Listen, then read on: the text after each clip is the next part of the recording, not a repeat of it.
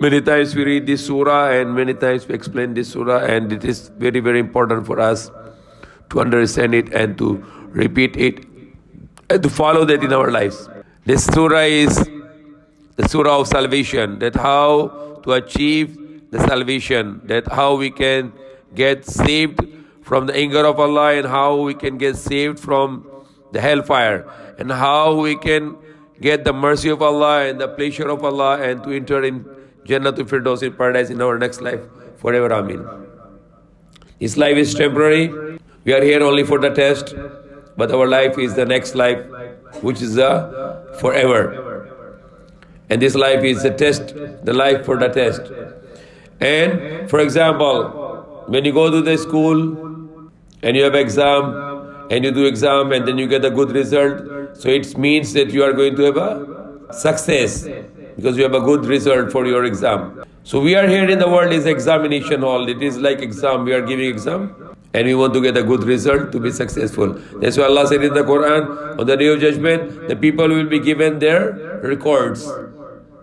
Like same thing, we get the records in the school, in the college, we get the records.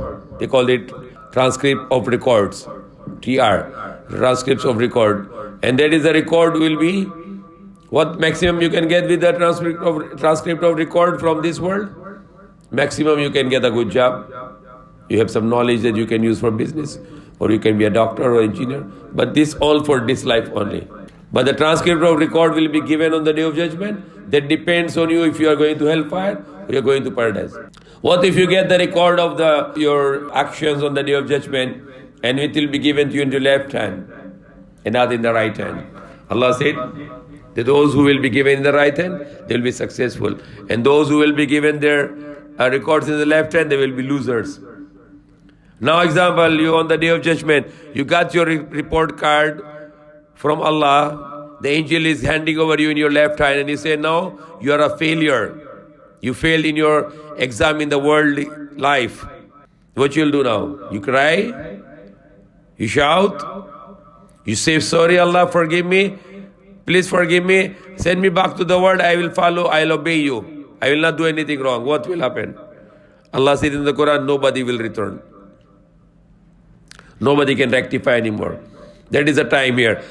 That I follow the commands of Allah and I don't like to disobey Allah. I want to do all what Allah command me and I doesn't want to do what Allah forbidden to me. One of the important command of Allah, wake up Fajr on time. If you cannot do it, then you are disobeying Allah. And if you disobey Allah, Allah is very angry. Young children, maybe Allah can forgive because they are young. But they need to be habit to pray Fajr on time, Zohar, Asr, Maghrib, Isha. But those who are big with already good mind and they neglect it, that's a very big problem for them, punishment for them.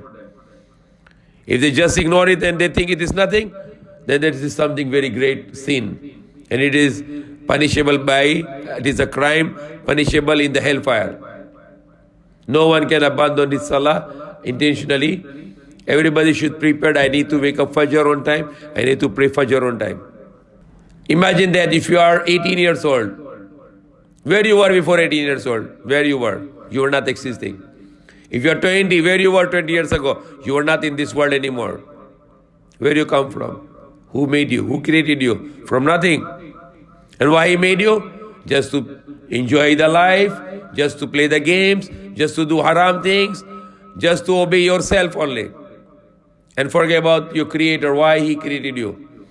Because Allah made a purpose for everything. For example, a man gets a cow, and the purpose of the cow is to give milk to him, to his family, and he can sell the milk. When the cow is stop giving the milk, what this person will do? What this farmer will do? He will slaughter the cow because useless for him. He don't like it anymore. Because the purpose of the cow was giving cow to him, but doesn't give the cow anymore. The person said, useless. I have to slaughter it because it's not giving me the milk anymore. Why should I feed her? If a person has a chicken and chicken give the eggs every day, and when the chicken is stop giving egg, what this farm owner will do? She slaughter this chicken because they are not giving eggs anymore. They are useless. They don't do their purpose anymore. So Allah give us a purpose here in the world. Example, you work in a company and your purpose in the company is to do sales sales deliveries, or your driver, or your messenger in the company, or your accountant in the company. If you're an accountant but you don't see the accounts, what the company will do? Fired, get out. Because we are paying you for the accounting, but you don't do accounts. So same thing that we have a life, and in this life, our purpose of our life is to obey Allah subhanahu wa ta'ala. Follow the commands of Allah. If worshipping, if say, I worship none but Allah, the meaning of that also is to full obedience of Allah. To become a slave. Not the slave of our desires, not the slave of the money, not the slave of the people, not the slave of a system, but the slave of Allah subhanahu wa ta'ala. The slave of Allah subhanahu wa ta'ala and the slave of the system of Allah subhanahu wa ta'ala. The slave of the law of Allah subhanahu wa ta'ala and the slave of the rule of Allah subhanahu wa ta'ala. And not the slave of our desires or money or fame. Some people, they are a slave of the fame. What is the mission of your life? I become popular. I want to be well known. I need the famousness. I want to be famous in the world today. I want to be artist, or I want to go to sports, so I will be well known and people praise me. So what is his life? What is the purpose of his life? He likes to be praised. Even if I do charity, I like to be praised. I give charity so people can call me generous. Shirk. Because your purpose of life is to please Allah. Do everything for Allah. And that is the salvation. That how we can get salvation? We please Allah and we follow His commands. And Allah explained it in Surah Al-Ikhlas, in Surah Al-Asr, which is start with Wal Asr. Allah swear by the time. Wal Asr is, Allah is swearing by the time. I swear by the time, Allah said. Wal Asr, meaning, Innal insana lafi khusr. Surely the man is in loss. Surely the man is in loss. So it's not one man, but whole mankind. So it's very scary. Allah is saying, all men are in loss. And then He make exception. What is exception? إِلَّا الَّذِينَ آمَنُوا وَعَمِلُوا الصَّالِحَاتِ وَتَوَاصَوْا بِالْحَقِّ وَتَوَاصَوْا بِالصَّبْرِ. So first He gave announcement, all are in loss. All human are in loss. Same like La ilaha illallah, no gods. La ilaha, no God. I don't have any God illallah except only one God, Allah. So that is how Allah explained it in a way. First negation, then after that is affirmation. First you negate all the God you deny, all the God you reject, and you said, it's only one God, Allah. The same thing here. Allah said, Innal insana lafi khusr. Surely the man is in loss, means all the man are in loss. All the human beings are going to be losers. Except illa alladhina amanu, except those who believe. What they believe? They believe in Allah. They believe Allah is only one. They believe Allah is without any need. He doesn't need anyone. He doesn't need anything. He doesn't need people. He doesn't need things. He doesn't need a time. He doesn't need a space. He doesn't need a location. He doesn't need any geographical location. He doesn't need anything and anyone. He's free from time and space. He's unlimited. Lam yalid wa lam yulad. He begets not, nor was he begotten. Means he has no son and he has no father. So he has no beginning and he has no end. وَلَمْ يَكُنْ لَهُ كُفُوًا أَحَدٌ. And he is no one similar unto him. No one is comparable unto him. No one is co-equal unto him. So he's not like human. He's not like a star. He's not like the planet. He's not like the sun. He's not like the moon. He's not like the sky. He's not like the earth. He's not like the air. He's not like water. Anything you can see, anything you can hear, and anything you can imagine, that's not Allah. What you can imagine is square, rectangle, circle, any form, any shape, that's not Allah. Anything you can see, that's not Allah. Anything you can hear, that's not Allah. So Allah is free from any imagination. He's free from image. He's unique. No one is comparable unto Him. And we believe in the prophets of Allah. The first ever prophet was Prophet Adam. Then Noah, Abraham, Sulaiman, Daud, Musa, Isa, Jesus, or Zakaria. And the final prophet, Muhammad Sallallahu Alaihi Wasallam. So we believe in all the prophets of Allah. And we believe in all the books come from Allah. All the revelation come from Allah. Like revelation come to Prophet Adam, Prophet Noah, Prophet Abraham, Prophet Musa, Torah, Prophet Daud, the Psalm or the Zabur, or Prophet Isa, the Jesus was Injil, and the Prophet Muhammad sallallahu alaihi wasallam, the last book, the Quran. Then we believe in the angels of Allah, that Allah created the angels from the light, and they go around the world and work for the command of Allah, about the rain, about the agriculture, about the taking the life, bringing the soul to the womb of the mother, so or the rain, everything is done by the all the works done in the universe, in the whole the creation, by the angels, by the command of Allah, with the command of Allah. Whatever Allah likes it will happen. Then we believe in the hereafter, the next life, akhirah, that this is dunya, that this world, and the next life is akhirah, which is meaning the last. Akhir means is last. Akhirah, the last, the final life. So first life and the last life.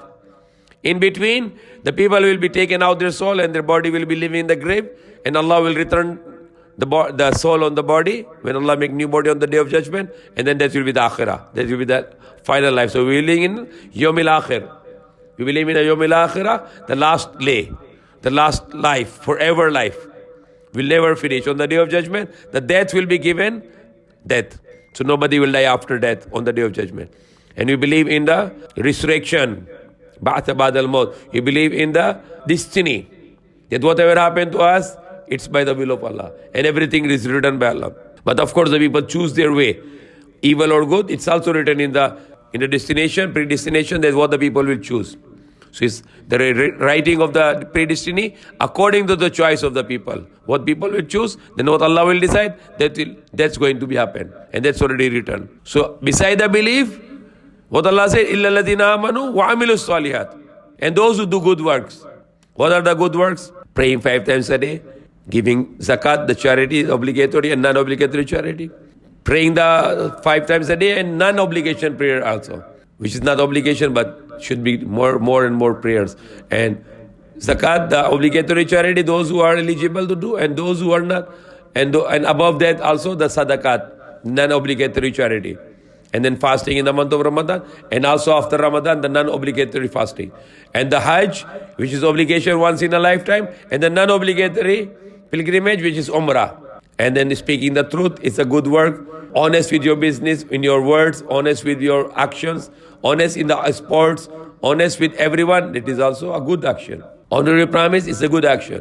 Kind to the parents is a good action. Kind to the wives and children is a good action. Kind to the brothers and sisters and relatives, it is a good action. So it's all in wa'amilu salihat. Kind with the neighbors, it's a good action. Prophet said, I swear to Allah, he is not a believer. I swear to Allah, he is not a believer. I swear to Allah, he is not a believer. He's not a believer. Wallahu la yu'min, wallahu la yu'min, wallahu la yu'min. He says three times that I swear to Allah, this person is not a believer. And the Sahaba were worried, who is this person? They asked, who is this person? The Prophet said, a person from his mischief, his neighbor is not safe. If the person praying 5 times a day, but he making mischief to his neighbor, then he is still not a believer, even though he pray 5 times a day. So good action also, to good with the people. Prophet said, the best among you are those who are best to the people. So you are beneficial to the people with your profession, with your wealth, with your action, with your efforts, then you are a good person. You are the best among those. Prophet said, the best among you are those who are best to the people. And even best to the kind to the animals, kind to the environment, kind to the everyone and everything. And all the good things. This is part of our salvation. Amanu, believe and do good actions. And the number 3, وَتَوَاصَوْا بِالْحَقِّ. Never to accept the wrong. Always stand for the right. Even though you think that you get trouble, but you want to be stand for the right. The Prophet said, if somebody want to fight to his property, he want to save, that somebody want to get his property, then he fight back, not to give up away his property. And if they killed him, he's martyr, he's going to paradise right away. He's shaheed. And if somebody protect his family and he is killed for that, he's martyr also. He's shaheed also. Directly going to paradise without any accounting. Like Imam Hussain radiallahu anhu, he fight against unjust rule and give his life and life of his whole family. And his women were his family members of women was captive. His one son only survived. Why he did this? For Allah. To stand against the wrong and stand for the right. And give his life for that. And he is very, very beloved by the billions of Muslims. Even the non-Muslim, they like him and they love him. Because he did his life for the sake of Allah. Stand for the right and not to accept the wrong. So that is very important part of the salvation, to always stand for the right and not to accept the wrong. And when you stand for the right, when you believe and you do actions and you do stand for the rights, you get some trials. People will be objecting you. So you have to be patient, and not just a patient. You also advise for the patient. So you advise for the right, you become a leader to advise for the right, and you advise people for the patient. So that is the complete salvation with these four things. A person, he follow these four things, then he can get salvation. May Allah guide us. Amin.